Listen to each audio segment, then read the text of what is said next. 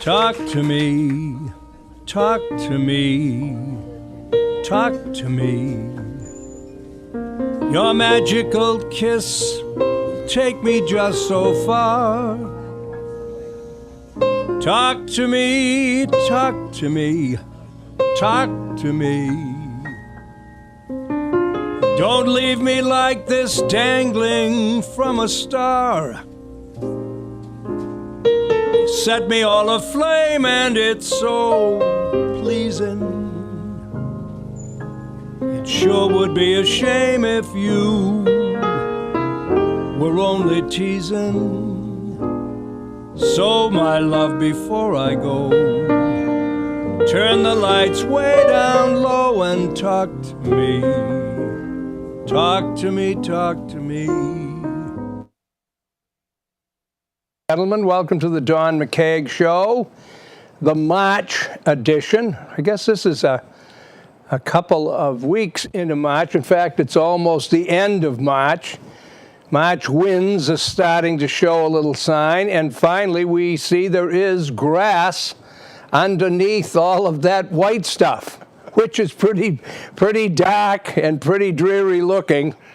Ken Bukes is in the control room, so be prepared for a couple of screw-ups somewhere along the line.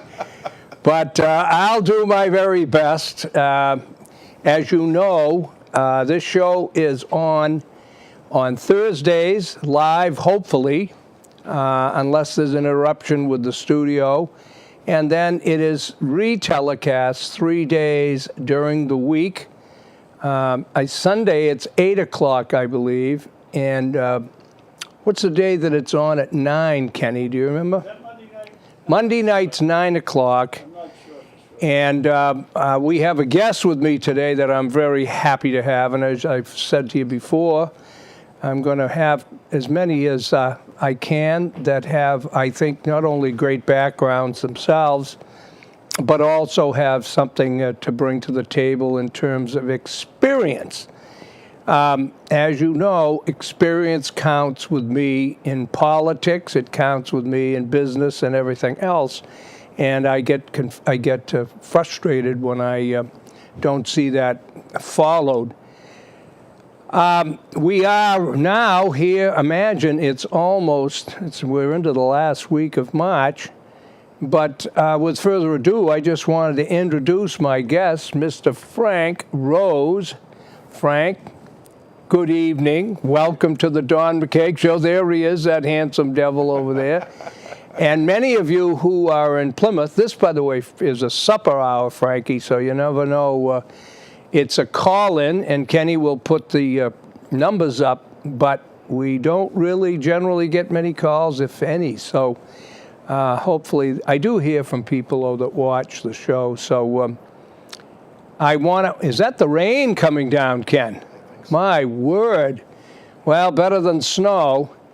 Well, anyway, Frank Rose is here as my guest because I thought today, rather than get into all this political stuff, one of the sad things, though, that I did want to mention is, you know, the world is so upside down and there's so many tragedies going on and so much angst, Frank, you know, and to find out, it's bad enough to have this plane crash, but to find out that they had a pilot who basically committed suicide and took that entire, can you imagine? It's scary. We've had a couple of those, I think. Oh, I know, but it's just...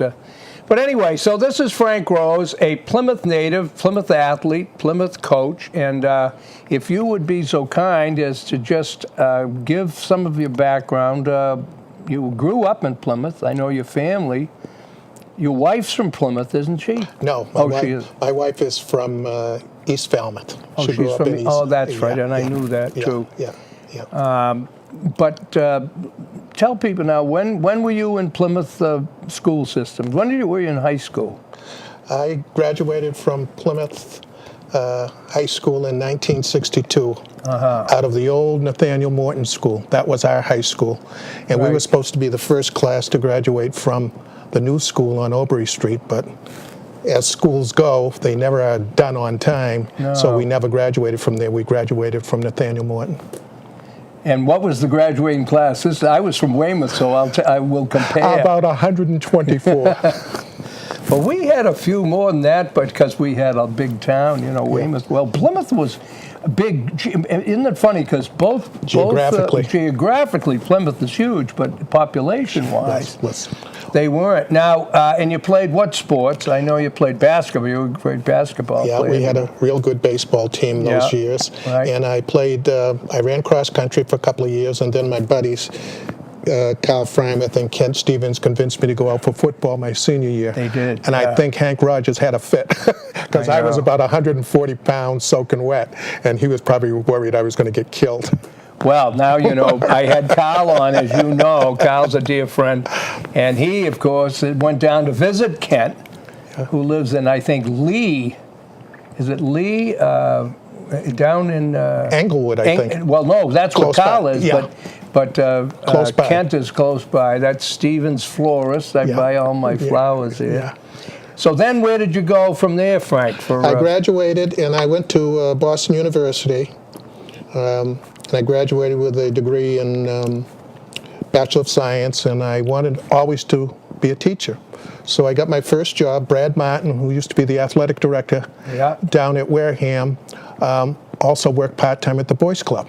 Yeah. So he kind of groomed me and said, hey, you're going to come down, and I'd like you to teach in Wareham. So that's where I started. Oh, so you started in where? Now, was the Spillanes were there then, probably, weren't they? I was a freshman football coach with Papa Spillane's son, Clem. And I was there from 1962 to, 1966 to 72. I coached, Bill Maxwell was the head football coach. Good friend of mine, too. Good guy. Very good guy. And he was both the football coach and the basketball coach. So I worked as a freshman assistant in football to help Clem out with freshman football, and I was a freshman basketball coach. And then when Bill gave that up, I became the varsity coach for Wareham in 1968 through 70. Long well, time as ago. you know, I taught and coached in Rockland and Hingham. Yeah, I remember and, that. And we used to scrimmage Wareham when we were in Rockland. Oh, they were so good. And Wareham was very good. And, of course, Rockland was good in basketball. Yes. Bob Fisher and all. But we'll get to it, ladies and gentlemen, further. But I just want to give you, some of you that know Frank, what I'm interested in, too, Frank, is that you stayed. Of course, I was in for 12 years, and then I went into the restaurant business. Yeah. But you went on not only through high school, but then you went into Cape Cod Community College, correct? Right. Yep. And how did you start there? I retired from the Plymouth school systems after 37 years in public education. 37 years. Yeah, and I retired in August of 2002. But I knew I couldn't just stop work, and I had to do something. So I had a lot of friends at Cape Cod Community College, and they advertised for a part-time multicultural admissions counselor. And what year was that? That was in 2003, spring of 2003. And Sue Klein-Symington was the director of admissions, and I had known Sue for 20 years. And I applied, and I got the job, and I stayed there from 2002 till 2012. Yeah, you just got through pretty. Yeah. So now, what did you do? Did you stay in? I know you were a student advisor. What was your position? My position there was multicultural admissions counselor, and what they wanted to do was increase the number of diversity, the number of students of color. Right. So I worked on that by doing... Why would you possibly get a job like that? For heaven's sake, unqualified again. Dear me. It was so funny because when I saw the advertisement in the paper, I said, oh my God, there's a job just made perfectly for me. But I really enjoyed it because I did a lot of the college fairs. I visited the high schools. I worked with advisors from English as second language in most of the local high schools. That was all the way from Nauset and Provincetown all the way up to Plymouth. That was my geographical territory. So I really enjoyed that. I loved being out, meeting with the kids. I really enjoyed that. Now, how did the kids do, and were they all local?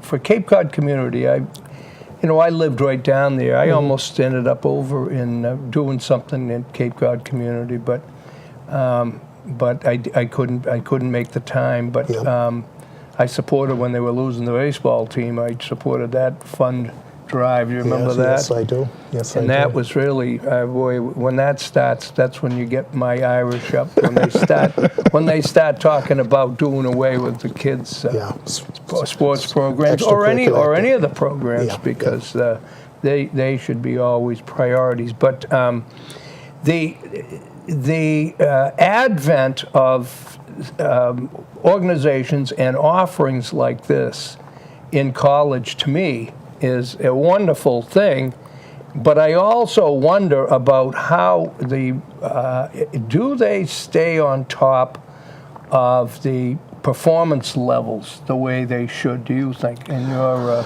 I just thought that Cape Cod Community College, or any community college, offers kids a tremendous opportunity, both academically and financially. Correct. I mean, which they should. I mean, that's the idea of a community if you have a college. kid who's struggled in high school, that's a perfect place to go and get caught up. There are a lot of remedial programs and what have you. And we've had very talented kids who go there for, let's say, financial reasons, and do their first year or two, and then transfer. And then transfer all I had their a lot credits. working for me that did and you that. can save tremendous amounts of money.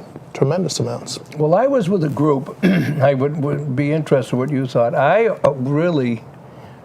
think it's part of the laws of community colleges that you can't have residency. Is that part of the? Yes, that's written into state law. Because, and I thought, I never pursued it because I didn't, but my opinion was, especially on the Cape, and being in the restaurant business and needing so many seasonal employees, to me, it made sense to have dormitories and increase the offerings of the community, even if it meant getting away from the community level. Was there any talk in that? There was some serious, when I was there, that came up several times, and Dr. Shasberg was there, and Kathy, she brought it up. I talked to her about that. And it was on the table for about 4 or 5 years. I know.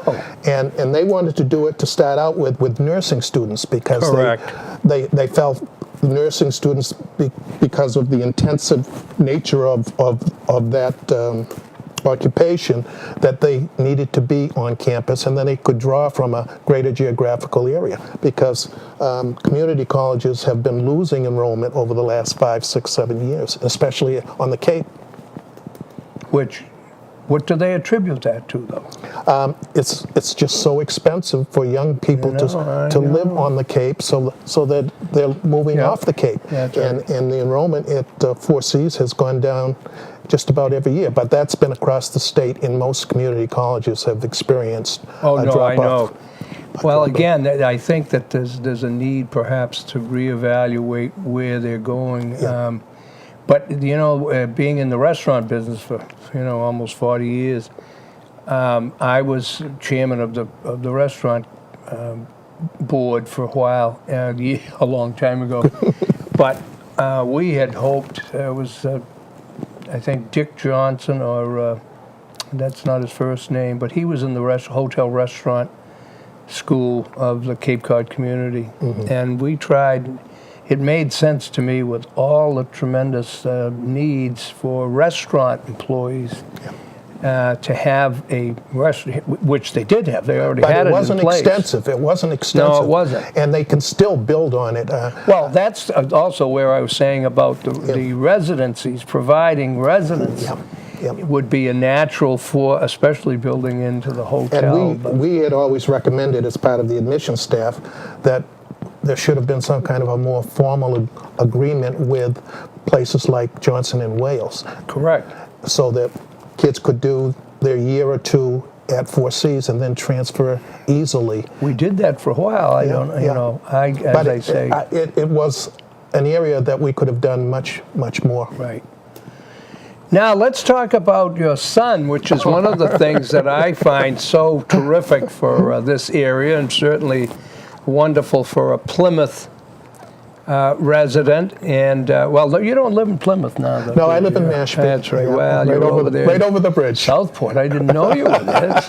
I've got several. That's a beautiful area. It is lovely. Oh, We have our own golf course, so Oh, it's it's lovely. great. And now you got your own little village. Yeah. And Mashpee Commons is right down the street. But you know, I've never been a huge fan of Mr. Kerry. However, I just think it's wonderful that your son, you might tell the audience about the opportunity your son, how he started in the first place, and now I know you and your wife flew down. How long ago was it now? That It's was gone.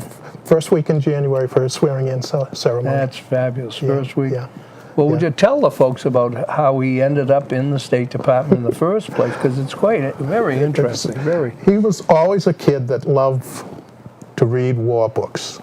No kidding. Yeah, I loved history, but I could care less about the war. Yeah. But he knew every battle, Civil War. I mean, I can recall really? we went on to Bull Run, and he took us when we went on a visit in the early 90s. He knew more than the tour guides regarding Civil War history. But his association with John Kerry started when he was 17 years old, and he was like an intern for John Kerry when he was a senator. Oh, yeah. And Now, how did he get that job? Because that's going to be another very desirable job, you know. He went, in his junior year, he won a scholarship, a Hearst Scholarship, which was sponsored by Senator Kennedy and Kerry at the time. And it meant going down to Washington for 2 weeks and finding out what the government was all about. So after he came back, I said, well, where would you like to go to school? He said, it's got to be D.C. That's where all the action was. Yeah. So that was the influence. That first contact with Senator Kerry got him interested in going to D.C. And once he graduated, he attended American University. He did? For 4 years. And then right after he... Now, what did he major in? He majored in history. Yep. Okay. That was my major also. And once he got completed, he got an internship with Senator Kerry. It wasn't a lot of money, but he was working on his staff. So he did that for probably 2 or 3 years. Then he somehow got involved with the Pentagon. And he was there the day the plane came into the Pentagon. Oh, my word. Yeah, that was my brother-in-law had just left there, you know, a week before. He was, when the planes came in 2001, they came through the front, and he was on the back side. No fool. Yeah. Well, we didn't hear from him for a couple of hours, but then he called. He said everything's fine, and he lived right about 5 minutes from the Pentagon, so he was taking all of his friends up to his house so they could call and let their folks know that things were okay. So he worked in the Pentagon. Then he also worked in the House Subcommittee on Foreign Affairs and Intelligence, did that for a while. And then he was going to go back to the Pentagon, but he got a call from the State Department, Hillary Clinton, and said, how would you like to come and work for me? And so he worked as for 2 or 3 years there, and then this new job came up, was the Assistant Secretary for Nuclear Arms Compliance and Verification. Exactly. And this required a nomination from the President and Secretary Kerry. And I didn't realize how important a job it was, but when I mentioned it to a couple of friends, they said, if he's being nominated by the President, that's big stuff. That's very big. So because of the holdup, they had to wait almost a year before the Senate would confirm it, because a lot of the Obama's nominations were being held up. And finally, in January of this year, we went down for the swearing-in ceremony. So we just figured it was going to be a small little affair with Senator Kerry signing a few. Well, we walked into the State Department, and we were in the Ben Franklin room, and I said to my wife, I said, "You're not going to believe it. We got to walk out there." There were about 250 people there. And so they had swearing-in ceremony. He took pictures, and Kerry was so gracious. He took pictures with us. My two sisters were down there, along with my wife, his mom. So it was really a great day. A great day. Now, how old is your son now? He is 43. Oh my word! Oh my word! I was thinking he was in his late 20s. No. See, I forget the time. He left, like you were just saying. Yeah, I mean, he's been in D.C. since 1990. When he graduated from high school, he graduated from Plymouth South, and then he's been there. He's never left. He lives in Alexandria. Has a lovely home there. So he's single. So his job allows him to travel all around the world. He's been to probably every country in the world. Jeez, what an interesting line. What's his name? Frank. Yeah, another Frank. Is it Frank Jr.? Not a Frank Jr. My first name is Francis, so we gave him Frank. So so there wouldn't be any confusion. No, and no juniors. No juniors. No juniors. Well, that is terrific. Now, and we were talking before we came on the air about you haven't talked to him for a while, and he's in London now. What does he have to say about London? What's the attitude? I love London too. That's why I asked. He got his master's there. He has friends, good friends there. When they get married, he's invited over. But all over Western Europe, he's been in Asia, Western Africa, you name it, South Africa. His job, he's basically the chief negotiator for arms control, verification, nuclear weapons, chemical weapons, biological. It's kind of scary. It's kind of scary. He said there are some things I just can't tell you about because some of the things that would come across his desk on a daily basis are just kind of scary. Yeah. But he loves it because he's single. He loves traveling. And this is what there aren't too many kids that find their niche early in life. Oh, I know. And then keep at it, and he's one of those few. Now, have they done anything in play? I know it's been in the paper, I guess, but I mean, do they understand the magnitude of his position, Frank? I mean, that's really his mom sent an article about 2 years ago, and it was on the front page of the Old Colony, and it explained what he did, but he had to get permission, to share that. In order to share that, but. I have received emails, I've run into people, and they said, I just heard about your son's promotion, so the word got out there. Well, that's right. Well, now, here's what I'd like to ask you. I'm on the conservative side of the aisle. I'm an independent after, as you know, I was very friendly with Ted Kennedy, and I loved him. We were very close friends, and we used to have our discussions and our arguments. But I've always listened to those who are in. I don't care which, which party they're in. And again, this has always been important to me, is to talk to people who, everyone has an opinion, but I try to have something to back it up with, either in what I've read or what, people I've known. And so I'm always interested in hearing from the other side, and also from people like in your son's capacity. Now, you've already said, and I understand that it's kind of the State Department's a ticklish subject. You don't talk too much about that. But now, what's his take really on the country and on the direction of the country, and on what he believes could and should be done that isn't being done, or have you ever been able to have? He's never really talked in depth on it. I've never really pressed him on.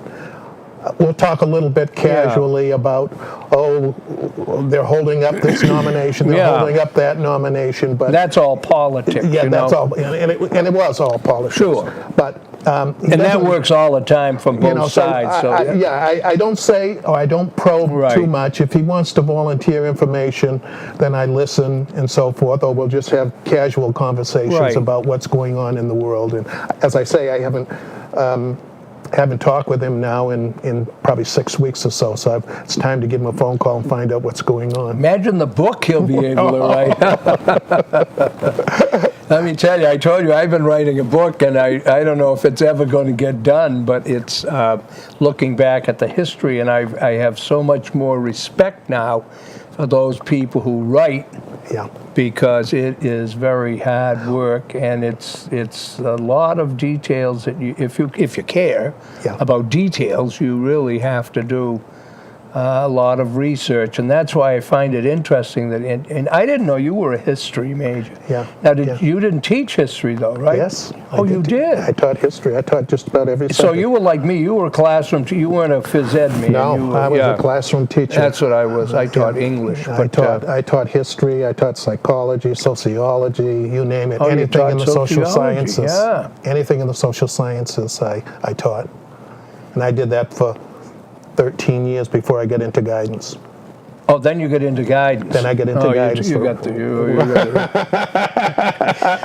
the guidance department. Oh, Frank. Is that how you ended in the guidance department? I should have gone there, but they were afraid I'd be guiding them in the wrong direction. Well, I did that for 8 or 9 years, and I loved that because working with the kids, helping them figure out what they were going to do with their lives and what have you.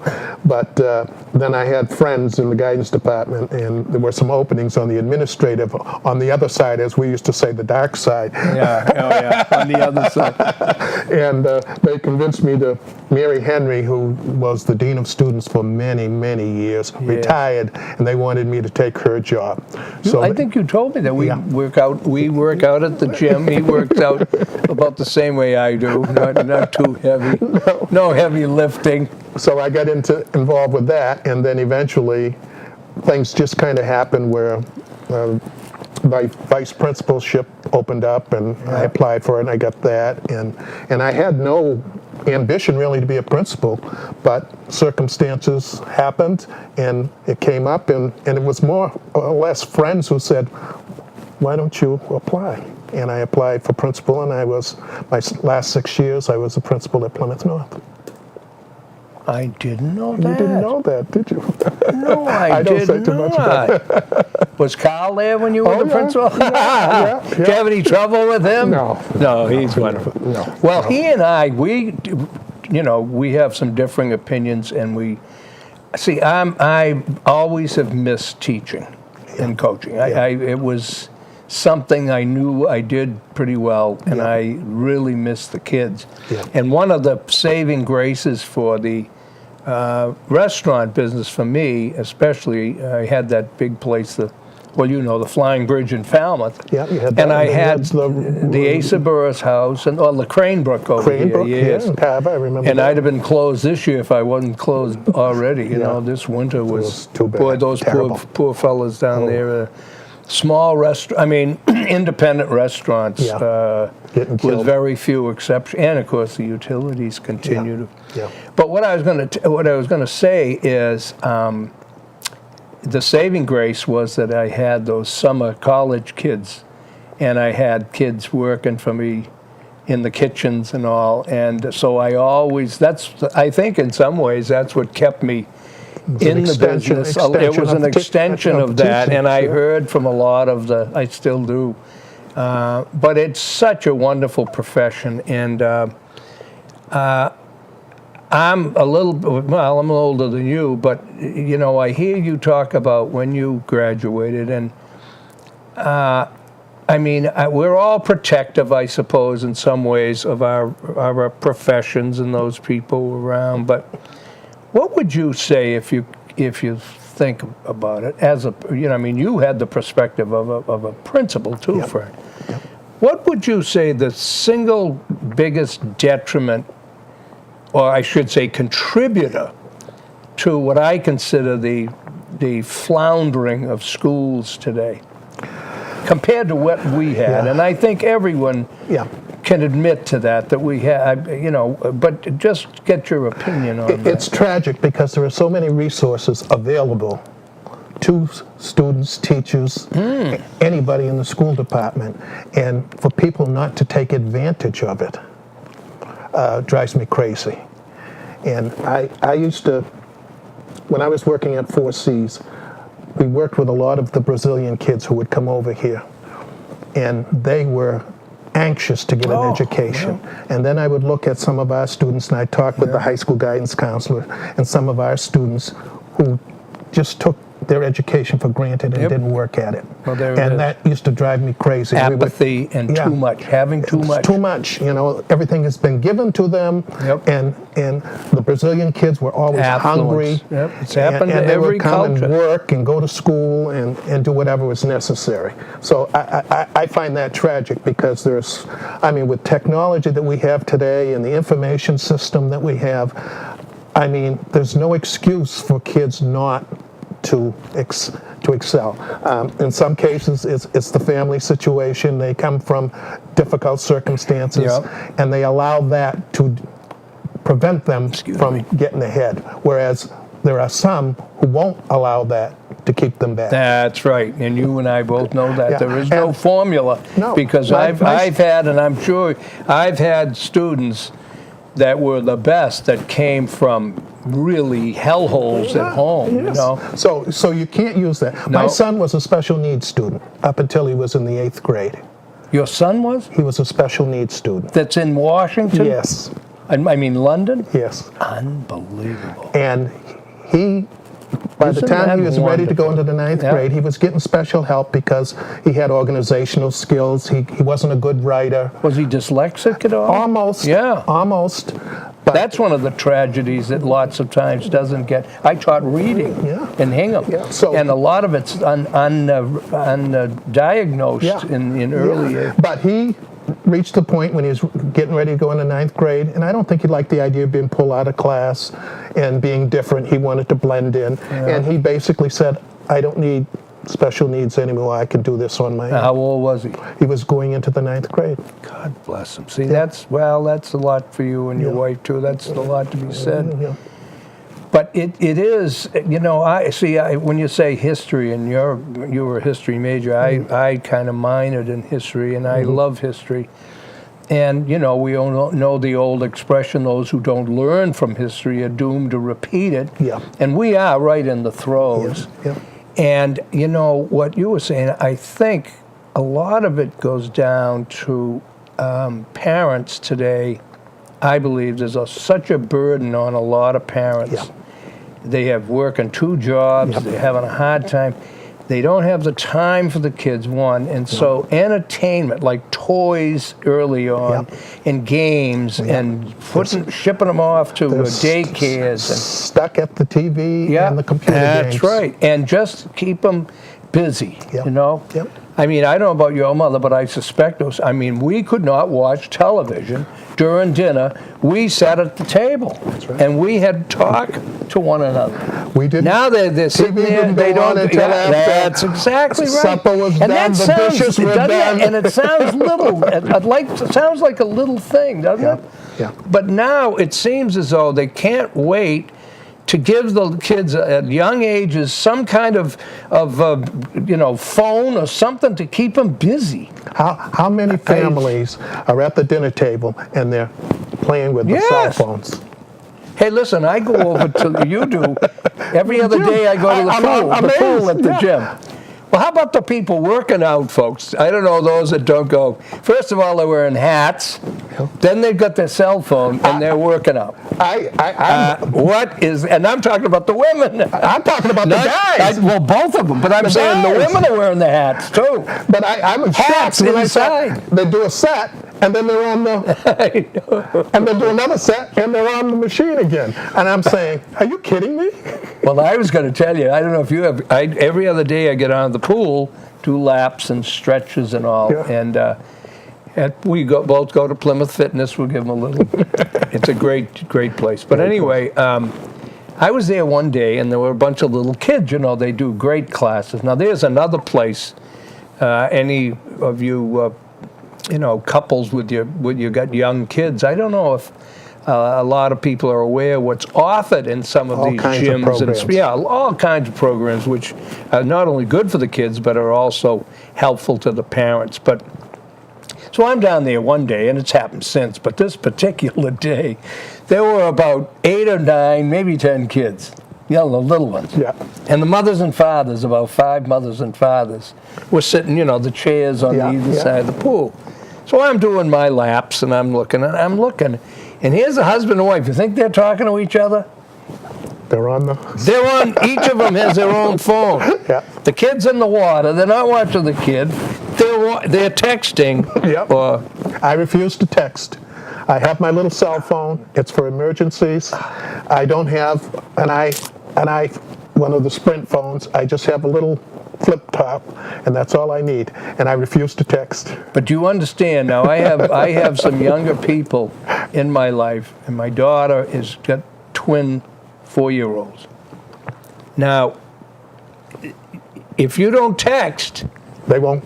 You don't communicate with them. My wife's son. Honest and truly. She's had to start texting because he won't get on the phone and call her.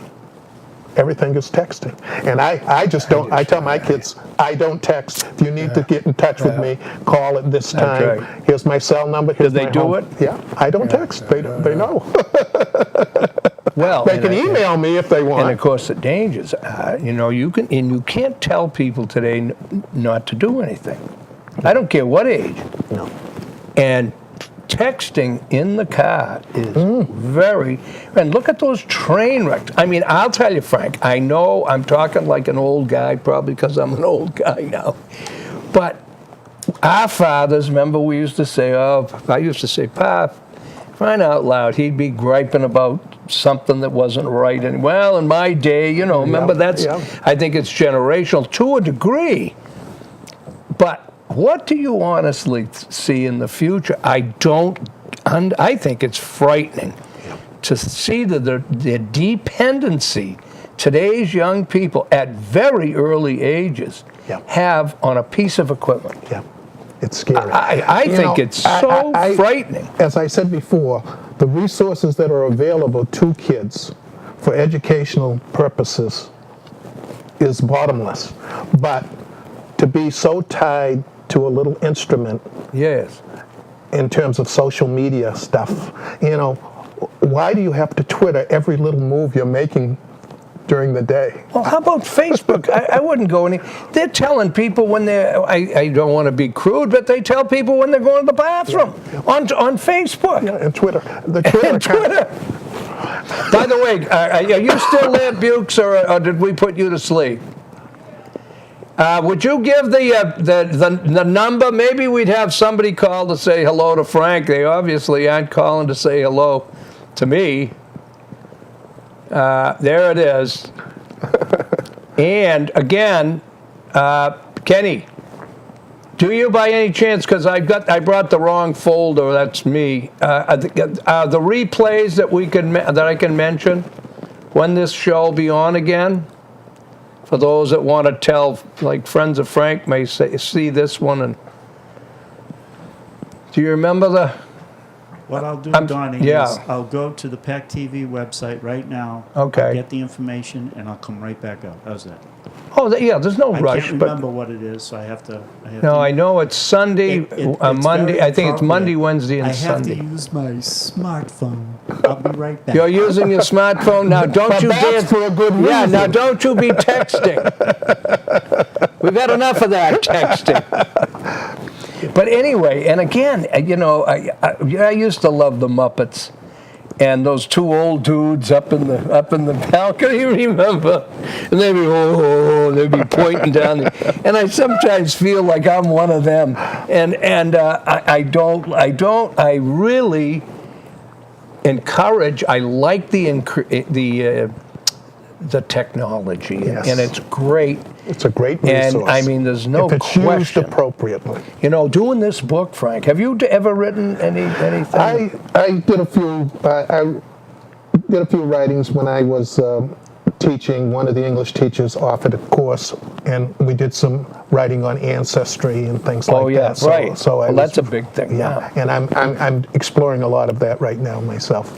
Well, I'm ready to slash my wrists over this book I'm doing, but I was talking I go to the Carver Library and the Plymouth Library. Yep. And I want to tell you folks out there, because a lot of people, you don't realize, and I'm just as guilty, until I did this, I was not really up on how wonderful today's libraries Yes, are. they are. And what they offer. So those of you listening now, do yourself a favor and get on. You don't go down just to read a magazine or to walk around, take a book out.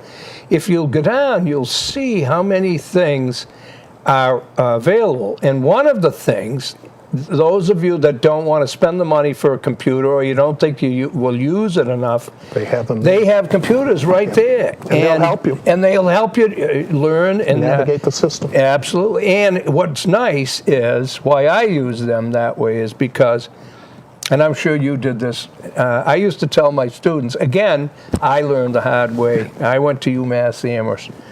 And from then on, I struggled my first couple of years studying, because we used to play whist, and of course you did everything else. And the jocks, we were playing touch football in the backyard, and we were in the fraternities. So our grades suffered a little bit. But one of the things that I think you'll agree is that I used to always tell my students don't do yourself a favor right off. Don't think you're going to be able to study in your room. You're not. If you're anything like most, you'll fall asleep. Isn't it the worst? The worst thing, lay in your bed and I'm going to read. Yeah, you'll last about 5 minutes. You go to the library. If you sit at your desk, inevitably either the phone rings. Now, of course, they'll have to have their Or cell phone, knocking and at somebody the door. knocking at the door, and then you're interrupted. Yep. You go to the library, and that's what a bunch of us did at UMass, our fraternity. We started going to the library, 8 of us, and bingo, we were all on the dean's list, just because of the atmosphere. Well, getting back to why I mentioned this, folks, about the library is, those of you that are retired or something, and you don't think you'll use the computer that much, the libraries offer you that. But what I've found in doing this book is I have so much more appreciation. Like, they named the computers in Carver. And one's the Fitzgerald, and there's Hemingway, and there's O'Neill, and a whole bunch, and that's how they identify it when you go to print out. But can you imagine, when we were young, remember you'd see pictures, or there'd be movies of the authors with their typewriters, Yes. right? Yeah. And tearing those sheets out, rolling them up and throwing them on the... Imagine doing it over, and I'd be dead now. I wouldn't be able to do this book. That's why word processing. That's what I mean. If I couldn't magical. correct, it's magical. It's magic. It's magical. But I mean, those are the technological things that people really... It's a great resource. and a lot of older people middle-aged and up, today they're not keeping up on the good part of it too. Most senior centers, and my wife works at a senior center, Right. and they offer those services for people who are a little older and might be frightened about using a computer, but they That's will what it is. offer, It's fear. Yeah, and and they'll Once offer they them learn classes. it, it's good, It's really easy to navigate. I can remember my first time when I was getting into using computers, and I went over to Bridgewater to take a course, and I couldn't even navigate with the mouse. Yeah. I mean, that's how bad I was. Yeah. So I said, I've got to take a course so I become, more comfortable using this. And I can How think good are you now with the computer? I'm pretty good at it. And right you see, again, it's like everything else. pretty good at it, I'd be good if you use it. You have to. You have And to you can't keep. be afraid of it. No. Because I was afraid of racing everything for the longest while. But it's. Well, again, we know the future of this country, really, and of the world, is education. Yeah. Yes. I'm here. It's our boy Kevin. Well, you wanted the updates and witnesses on Thank you, rebroadcast, lad. Okay? So, we know we're live every Thursday, 6 p.m. Yes. Saturday, it's rerun at 2 p.m. Okay. Monday at 11 p.m. And Tuesday at 9 a.m. Oh, see that? Mr. Joyce. Give that one more time. So I know there's thousands writing this down. No, but you write it down. Yeah. Frank. Thursday live, 6 p.m. Right. Saturday at 2 p.m. Monday at 11 p.m. 11 at night. Right. And Tuesday at 9 a.m. Good. Also, let's not forget YouTube. Yes. The Don McKeag TV Show on YouTube. Correct. So That's just the go to big one. YouTube and look for that. And anytime you want to watch it, you'll catch it. And it's by broadcast. Right, and we are getting a lot of hits on Yes. that, so Kenny says, which is hard to believe. But and we'll get a lot more now that we've got Frank, somebody that knows what he's talking about. And by the way, thank you, Kevin Joyce. And I did not mention, but I do a Saturday radio show, which we have a lot of Plymouth people listening to every Saturday from 11 to 1. The 2 fastest hours on radio, especially between the hours of 11 and 1 on a Saturday. So please join us there, where we do get a lot of calls. I don't know, we can't figure out whether it's the supper hour, but we don't seem to get, we had the first couple of shows, we had a couple of calls, but we don't seem to, some say they enjoy just listening, and that's okay. But.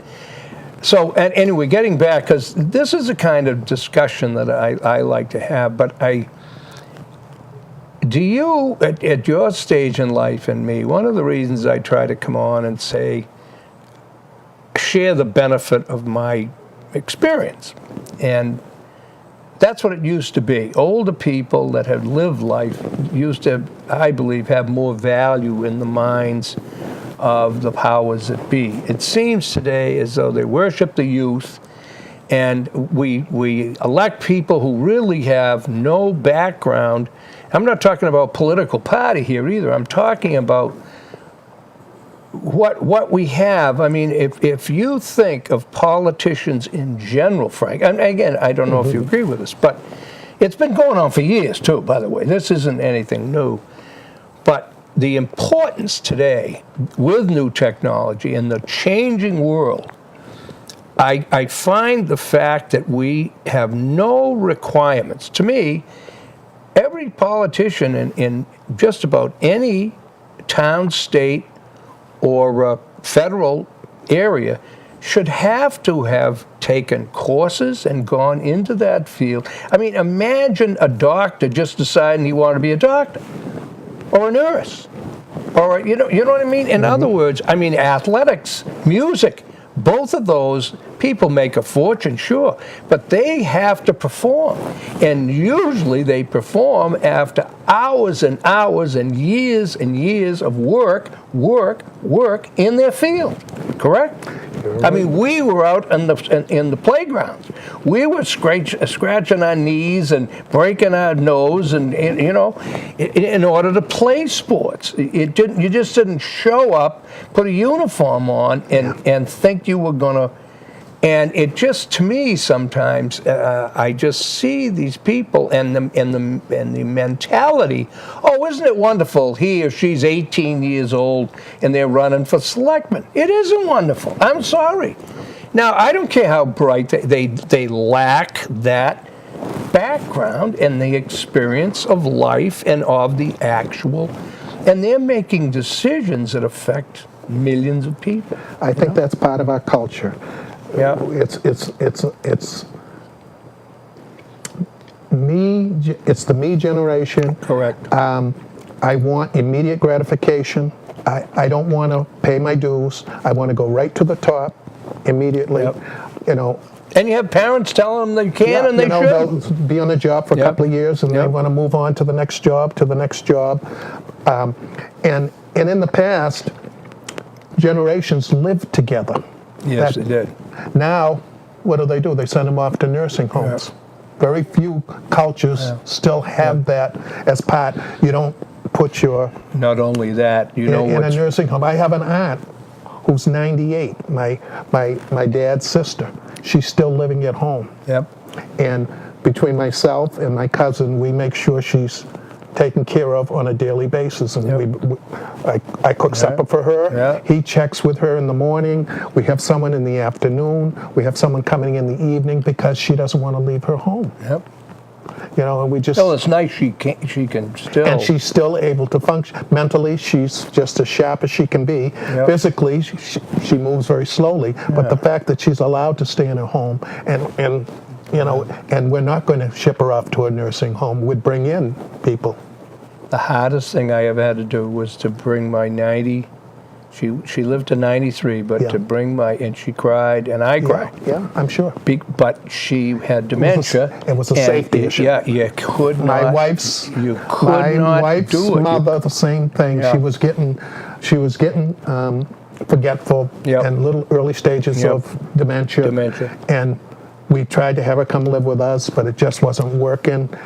She was living by herself, and then she just couldn't function by herself, and we eventually had to put her in a nursing home, and I know it destroyed my wife, and she hated it. Oh, I can you. And you know you have, but the sad thing is that was done because it was a safety. Absolutely, and that's the way.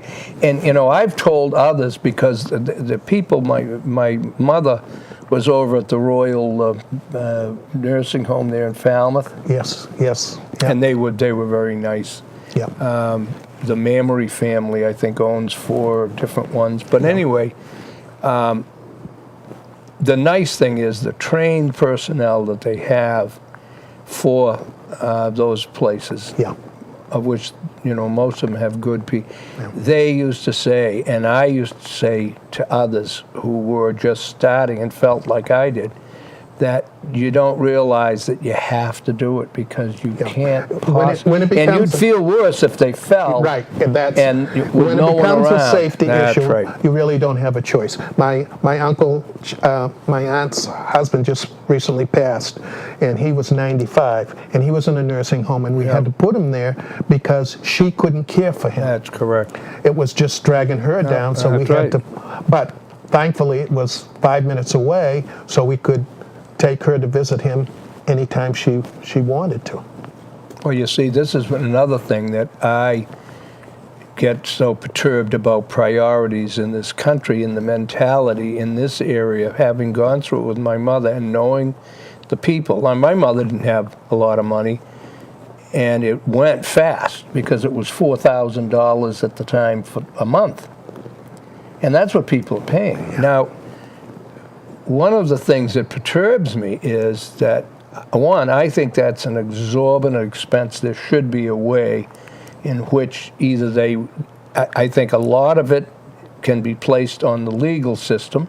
I think a lot of places are afraid of being sued if they don't do this, even though there'll be no need for that. Just like doctors, part of our big cost of medical care still hinges on tests that are being done that the doctors don't even want to do, but if they don't and something happens, there's a suit. Yeah, and there's no relief from that. They have no choice. They have to do. My aunt went in. We thought she had a slight urinary tract infection, and she went into the hospital, and they did brain scans. They did everything. We were thankful because she has good insurance because. They covered it all. Yeah, they covered it all, and we didn't have to worry about EKG, brain scans, ultrasound. They did everything, and she came out perfect, which was quite remarkable. Getting back though to what you were just saying about the me and the I generation, which is really what we see. Not that we always have seen people who their number one is themselves, but one of the saddest things I heard, and this is 20 years ago, from a gal who worked for the banks in Houston.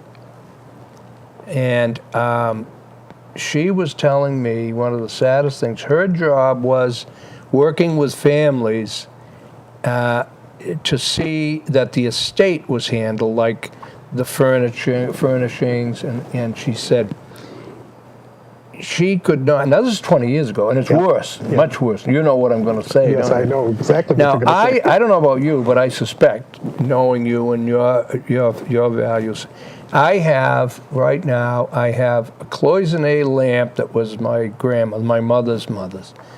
I have a tool chest, a beautiful tool chest with heavy iron. Hand-carved handles on it that was my grandfather's that came over on the boat from the old country. I have my other grandfather's tool a little where he kept his, I can remember as a little kid, him pulling, he used to carve and make these, knick-knack shells. And figurines, yeah. And then I have a couple of other things, and then I have, things of my mother's and father's, and I treasure them. Now, getting back to this woman, Frank, now this is 20 years ago. She said the saddest thing is that she'd bring the family over to the house, and that the will would have, how, that the kids would go, if there were multiple kids, the kids would go, and you each have a choice, and whatever you'd like of your mother and father's. And how many times before the meeting, the kids would have gotten together, and she'd get the call and say, "We don't want to have that, just sell it all." Sell it all. 20 years ago in Houston, Texas, that area. And what I learned, one of the girls that was a waitress for me, a great girl, was one of the heads of one of the nursing homes. And she was telling me, because I was saying about, my God, my mother, that was it. My mother, so she wasn't even eligible for Mass Health until she had less than $5,000 at 93. And yet I had some Brazilians when I had the radio show, and I would say that this is not right. You've got illegals, never mind, they're having kids and all, and they, right off the bat. Now, how does anyone say that that's right? How does anyone digest that? All is not fair in this world. No, it is not. But it isn't tried to be corrected. But one of the things we've been doing with my aunt, and I'm her executor, and I'm saying to her, Auntie, if there's something here that you want somebody to get, you tell me, we'll write it down, and I'll make sure that they get it. Right. So she's been telling me, this needs to have this. She didn't have any children of her own. She's got nieces and nephews, and they have kids. Well, hopefully they'll appreciate that. That's what we're both saying. I mean, I treasure, my grandmother's lamp is right next to my bed, and has been there for 40 years. I mean, it was there when I was married, and all, But the last thing, because we'll be running out of time, but the other thing that this gal that worked for me as a waitress and then got this good job working as one of the managers said, Don, you would not believe the people who can't wait to get their parents into one of these facilities, and they get their money transferred out of their account. I guess you have to do it. It takes 3 years. But people who should not be on the dole, i.e., that had plenty of money, the money goes to the kids, and they don't find that dishonest, and the lawyers are the ones who will not confront that. I think it used to be 3 years, but now you have to prove that the money was transferred. It's 6 or 7, maybe even more. Oh, I hope so. Because that way, that's just not right. People who can afford it should pay, and those who can't, that's a different story.